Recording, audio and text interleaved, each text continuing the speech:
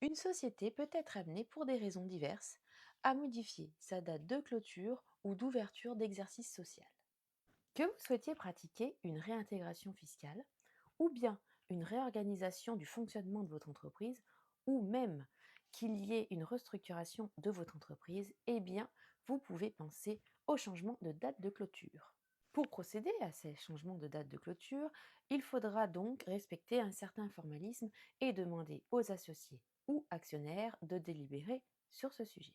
Vous avez décidé d'allonger la date de clôture pour éviter de constater des pertes comptables. Ou alors vous avez décidé de décaler la date de clôture et de la fixer à un moment plus calme pour vous éviter la surcharge de travail. Il est important en société d'informer les associés ou actionnaires d'une telle décision.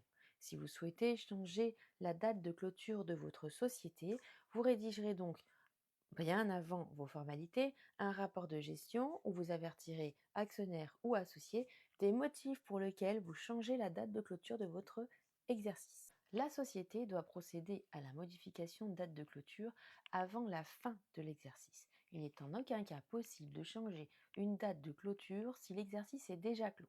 Le changement de date de clôture pourra être permanent ou temporaire. L'exercice pourra être rallongé ou raccourci, mais la situation sera rétablie à l'exercice suivant. La décision sera donc prise par les associés et actionnaires lors d'une assemblée générale et il y aura bien évidemment une modification des statuts. Pour procéder à la formalité, vous passerez bien évidemment par le guichet unique. Vous aurez un PV d'AGE, une annonce légale et des statuts qui seront mis à jour. N'hésitez pas à vous abonner ou à me contacter pour un changement de date de clôture ou toute autre modification. C'était Thémis.